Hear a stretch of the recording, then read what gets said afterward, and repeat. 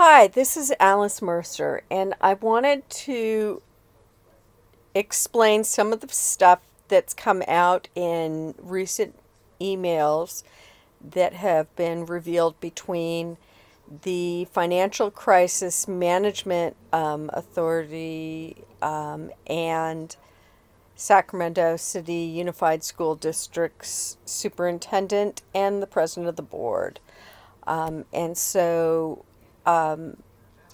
there's some stuff there about the finances, and I wanted to sort of dig into that. And first, I'm going to give you some background.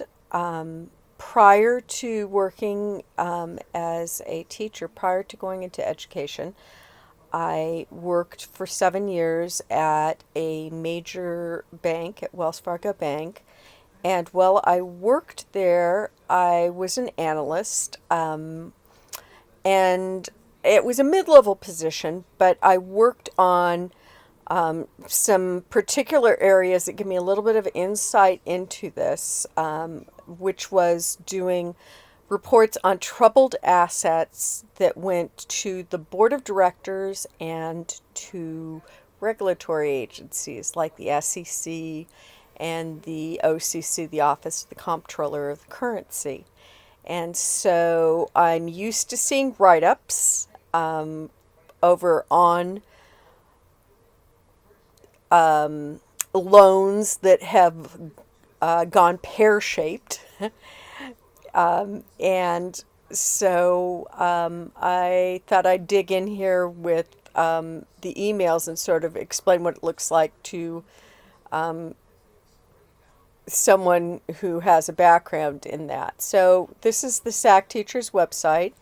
And if we go down here, it says FCMAT email show district deceived community. I'm going to go over and click on that. And the first link here, it says, is a story that's over in the Sacramento Bee, and that's a really nice overview. I'm going to go into a little bit of detail just to give you some insight and to explain what some of the financial terminology they're using means. And I'm going to start in with the first email, which is on March 7th, 2019, which was before our first strike day. And at that particular time, the district was saying that they were going to run out of cash by September. And at that point, the state would take them over. So I'm going to go over and click over there, and it will take me to a PDF document that has the email. And it's from Michael Fine. And FCMAT is the agency that would come in and fix things if the district had or does run out of money. Once they have no cash and they can't pay their bills, then the state comes in.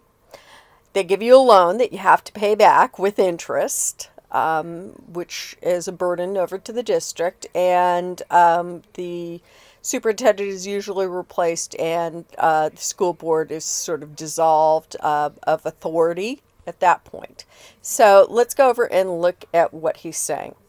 Jorge and Jesse, because this is addressed to Jorge Aguilar and Jesse Ryan, Jorge Aguilar being the superintendent and Jesse Ryan being our school board president.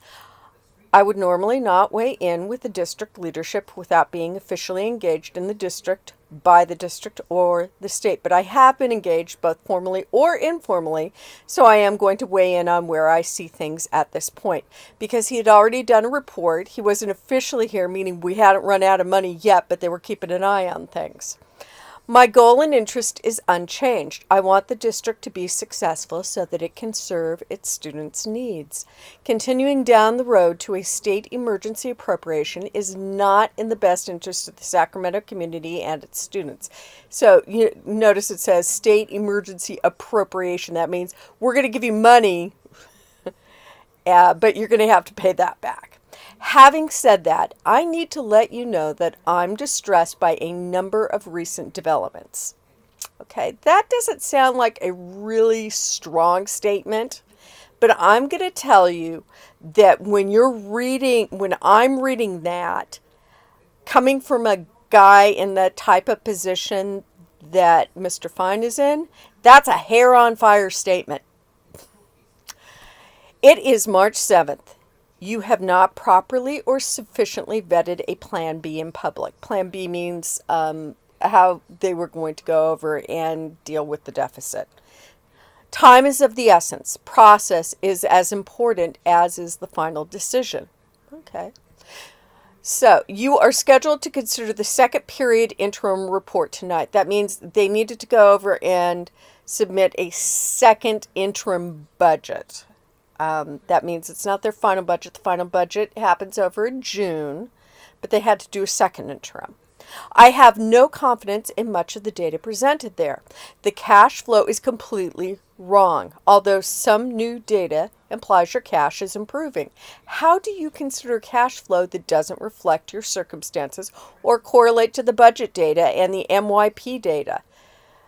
It appears to me that your staff has again demonstrated that they don't have the capacity or willingness to produce accurate data.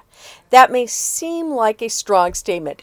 For a guy like him, that's a strong statement. His hair is on fire. But I need you to hear me clearly, so I'm being direct.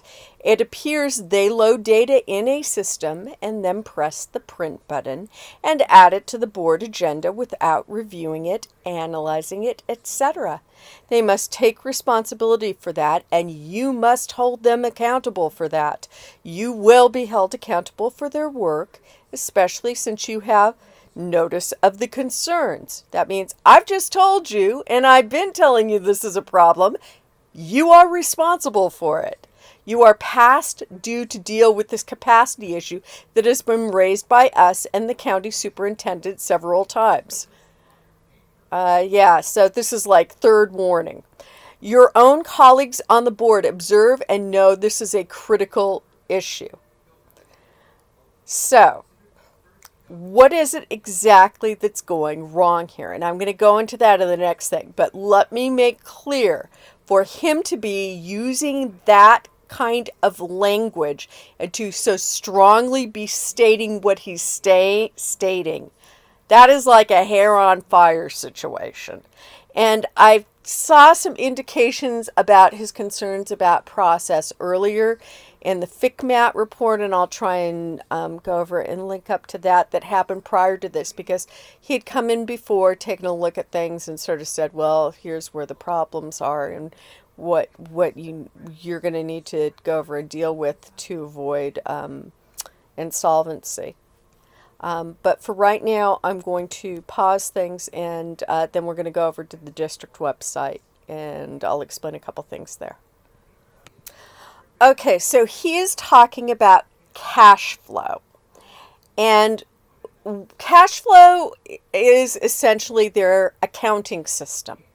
And so you keep track of how much is in various accounts, how much cash you have in various accounts, and how many debts you have over in an accounting system. Over in business, it's called a general ledger, and then it rolls up to a cash flow statement. And what he is saying, that's sort of like in your personal household budget, it would be like your checking account and your like a statement of your overall finances. And he's saying the checking account is not matching up with your statement. And,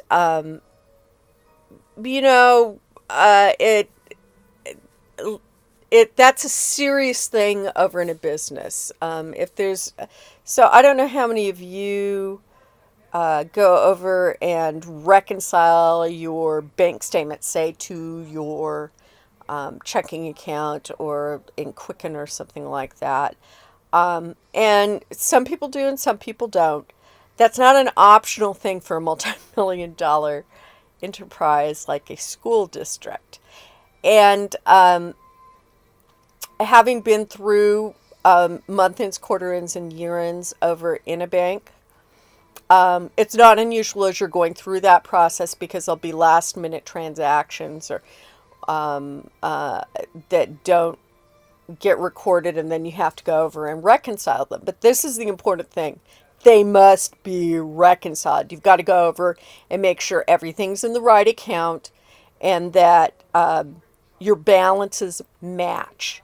And if your cash flow statement doesn't match your general ledger, and if your general ledger system doesn't match some other finance system, that's a problem. It needs to be reconciled. And that's the sort of thing that, I would work over on I would help with cleanup work, or I'd get the results of the cleanup work that would happen with that over in some of the work I did.